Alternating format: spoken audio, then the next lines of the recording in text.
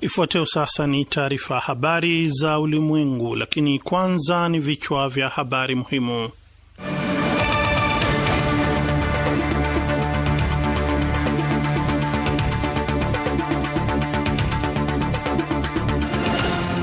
Msemaji wa wizara ya mambo ya nje ya Iran amhoji katibu mkuu wa Umoja wa Mataifa, kwa nini unahepa kuwataja wavurugaji wa sheria za kimataifa? Zaidi ya watu milioni 2 wavuka mipaka ya Iran kwa ajili ya 40 ya Imam Hussein alayhi salam. An-Nujaba ya Iraq yazionya Marekani na Saudia kwa kuziambia shambulio lenu mtalilipia gharama kubwa.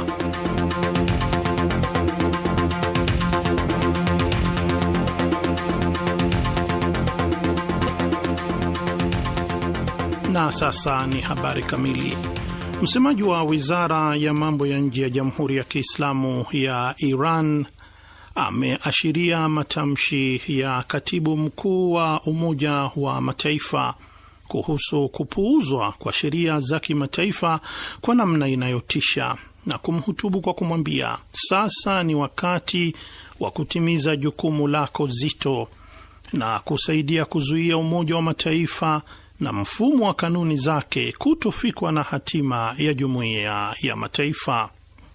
Ismail Baqai, msemaji wa wizara ya mambo ya nje ya Iran, amebainisha katika ujumbe alioweka kwenye mtandao wa X, akinukuu dondoo za hotuba ya katibu mkuu wa Umoja wa Mataifa Antonio Guterres katika mkutano rasmi wa Baraza la Usalama la umoja huo uliofanyika Julai 23, ambapo alionya kuhusu mwenendo hatari wa uvunjaji sheria, kutotimiza ahadi, kutochukuliwa hatua wahalifu na kukithiri vita katika ngazi ya kimataifa. Na akasema katibu mkuu wa Umoja wa Mataifa Antonio Guterres alitoa hoja zifuatazo katika mkutano rasmi wa Baraza la Usalama mnamo Julai 23, 2026. Tunashuhudia kupuuzwa kunakotisha kwa sheria za kimataifa, kutochukuliwa hatua wahalifu kunakokithiri, ukiukaji usio na uwajibishaji. Kila ukiukaji usiowajibishwa unaandaa mazingira ya ukiukaji mwingine, kuzidi kupungua hali ya kuaminiana, ambapo inazidi kuwa vigumu kutatua mizozo kupitia mazungumzo na inazidi kuwa vigumu kudumisha makubaliano. Wakati pande husika zinapofadhilisha kutumia njia ya utatuzi wa kijeshi kuliko kufikia makubaliano kupitia mazungumzo, raia hulipa gharama kubwa, na hali hii inaonekana kikamilifu katika Mashariki ya Kati na ina matokeo angamizi katika eneo na ulimwenguni kote. Eneo hilo linaburuzwa kuelekea kwenye mzunguko usio na mwisho na unaoongezeka wa mapigano. Baada ya kunukuu dondoo hizo, msemaji wa wizara ya mambo ya nje ya Iran ameandika kumhutubu katibu mkuu wa Umoja wa Mataifa kwa kumwambia, janabi katibu mkuu, usemayo ni sahihi kabisa, lakini kwa nini huelezi kwa uwazi kabisa? Kwa nini unahepa kutaja wahusika wawili wakuu wa hali hii, yaani Marekani na utawala wa Kizayuni? Kwa nini unahisi vibaya kuwalaani wale ambao wamewapa kinga kamili ya kutoweza kuadhibiwa wahusika wa mauaji ya kimbari, uhalifu wa kivita, jinai dhidi ya binadamu na uchokozi wa kijeshi?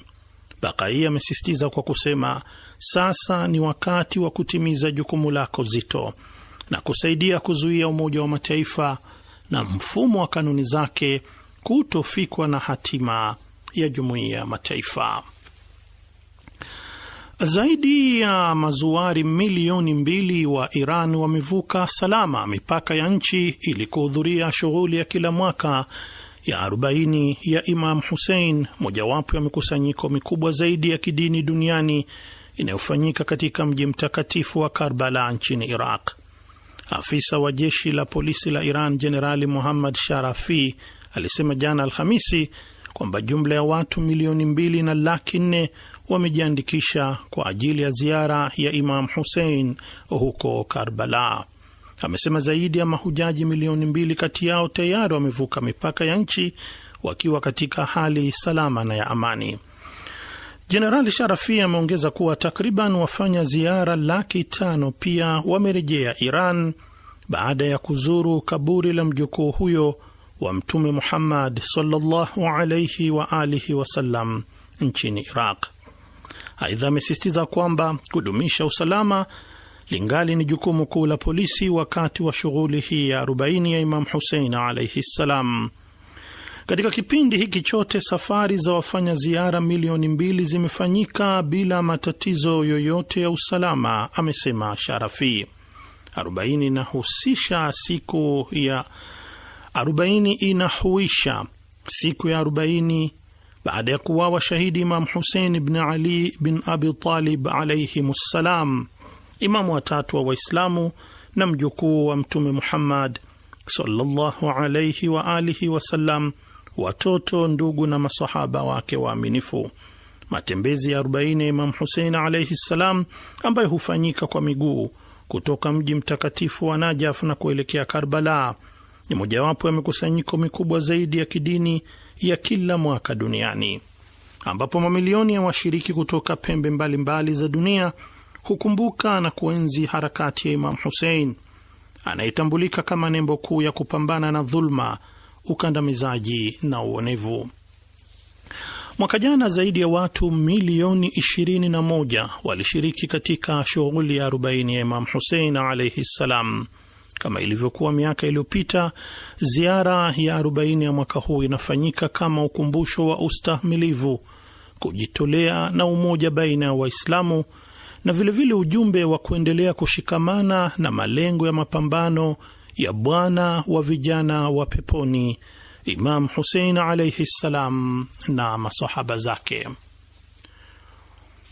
Harakati ya Hizbullah an-Nujaba ya Iraq imeonya kwamba maslahi ya Marekani na Saudi Arabia yatalipa gharama kubwa baada ya mashambulizi ya pamoja ya anga ya nchi hizo kulenga maeneo ya harakati hiyo ya mukawama katika mikoa kadhaa ya Iraq usiku wa kuamkia juzi na kuua watu wasiopungua 20 na kujeruhi wengine wengi. Katika taarifa iliyotolewa Jumatano, harakati hiyo ya mukawama ya Iraq ililaani uchokozi wa Marekani na Saudia dhidi ya ardhi ya Iraq baada ya mashambulizi hayo kulenga mikoa mingi, ikiwa ni pamoja na mji mkuu Baghdad, Basra, Karbala, Kirkuk na Nainava. Harakati hiyo imetaka kuondolewa mara moja kambi zote za kijeshi za Marekani na makao makuu ya majeshi ya nchi hiyo katika ardhi ya Iraq, kielezea uwepo wa jeshi la Marekani kuwa ni hatari ya kudumu na dhidi ya uwepo wa usalama na utulivu wa nchi hiyo. Aidha, imeitaka serikali ya Iraq isitishe mara moja ushirikiano wote na Saudi Arabia, ikisisitiza kwamba ufalme huo unatumika kama mfadhili mkuu wa ugaidi dhidi ya Iraq. Harakati ya Nujaba imekosoa pia mjibizi wa serikali ya Baghdad kwa mashambulizi hayo, ikisema viongozi lazima waachane na kauli za kudhihirisha hasira na kulaani tu ambazo zinahamasisha kufanywa uchokozi zaidi. An-Nujaba imetoa wito pia wa kupelekwa haraka mifumo ya kisasa ya ulinzi wa anga ili kuilinda anga ya Iraq, na imetaka pia kuwepo na uwajibikaji kwa walioshindwa kulinda mamlaka ya kujitawala ya nchi hiyo. Harakati hiyo ya mukawama imewapa kuwa haitoruhusu Marekani na Saudi Arabia zikiuke mamlaka ya ardhi ya Iraq bila kulipia gharama kubwa kwa kulengwa maslahi na usalama wao. Wakati huo huo, rais wa Iraq Nizar Ahmed naye pia amelaani uchokozi huo, akielezea kuwa haukubaliki na ni ukiukaji wa wazi wa mamlaka ya kujitawala ya Iraq uliolenga taasisi rasmi za usalama za nchi hiyo kinyume na sheria za kimataifa na hati ya Umoja wa Mataifa.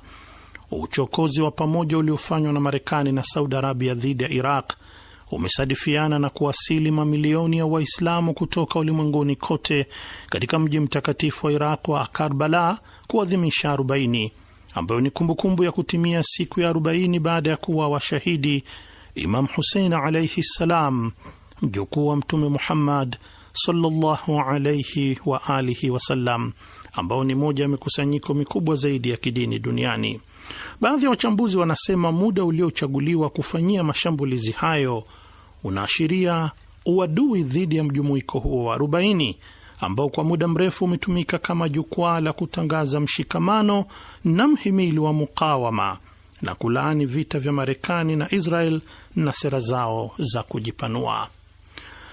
Mnaendelea kusikiliza taarifa habari za ulimwengu inayokujeni kutoka hapa Radio Tehran.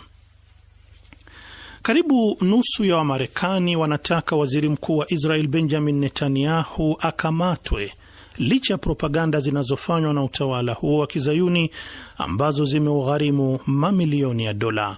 Hayo ni kwa mujibu wa uchunguzi mpya wa maoni uliofanywa na jarida la The Economist kwa ushirikiano na taasisi ya YouGov kati ya Julai 25 hadi 27. Utafiti huo umebaini kuwa 49% ya Wamarekani wanaunga mkono kumkamata Netanyahu kulingana na hati iliyotolewa na mahakama ya kimataifa ya jinai ICC, huku 27% wakipinga kukamatwa kwake na 23% wakiwa bado hawana uhakika. Matokeo hayo ya uchunguzi wa maoni yanaonyesha kuwa wito wa kutaka waziri mkuu wa Israel awajibike kwa mwenendo wa utawala wa kizayuni huko Gaza umeenea zaidi na kuvuka mpaka wa waungaji mkono wa jadi wa Palestina. 47% ya waliohojiwa wamesema wanaamini Netanyahu ana hatia ya kuhusika na uhalifu wa kivita huko Gaza, ikilinganishwa na 24% ambao hawakukubaliana na hoja hiyo. Idadi hiyo hiyo ilisema vitendo vyake vimeharibu uhusiano kati ya Israel na Marekani. Uchunguzi huu wa maoni umebaini pia kwamba 43% ya Marekani wanaamini Israel inafanya mauaji ya kimbari dhidi ya raia wa Palestina, wakati 24% wanaitakidi kuwa haifanyi hivyo. Matokeo hayo ya uchunguzi wa maoni uliofanywa na The Economist kwa ushirikiano na taasisi ya YouGov yametolewa huku utawala wa kizayuni wa Israel ukiwa unatumia mamilioni ya dola ili kujaribu kugeuza mkondo wa kuporomoka hali ya uungaji mkono inayopata kwa Marekani na kubadilisha mtazamo wa umma juu ya namna unavyoelewa kuhusu mauaji ya kimbari unaofanya utawala huo huko Gaza. Uchunguzi uliofanywa wiki hii umebaini kuwa serikali ya Israel ilitoa kandarasi ya dola milioni 46.5 kwa Clock Tower X, kampuni inayomilikiwa na meneja wa zamani wa kampeni ya Trump Brad Parscale, ili kushawishi kile ambacho akili mnemba ya chatbots huwaambia watumiaji kuhusu Israel na Gaza. Na katika ripoti mpya iliyotolewa jana Julai 30, Amnesty International imefichua data za forodha kuhusu usafirishaji kutoka India kuelekea Israel, ikisema kwamba New Delhi imeendelea kusafirisha vipuri vya zana za kijeshi, risasi na vifaa kwa makampuni ya Israel licha ya hatari iliyo wazi ya silaha hizo kutumika katika mauaji ya kimbari yanayoendelea huko Gaza. Ripoti hiyo yenye kichwa cha habari imetengenezwa India kutoa silaha na risasi kwa Israel inaonyesha kwamba tangu Oktoba 7, 2023 karibu shehena 2596 ikiwa ni pamoja na vipuri vya silaha ndogondogo, mada za milipuko kama vichwa vya ndege zisizo na rubani na maroketi ya mizinga, pamoja na vipuri vya magari ya kijeshi vimetumwa kutoka India kwa makampuni makubwa ya Israel ambayo hutoa huduma za moja kwa moja kwa jeshi la utawala huo.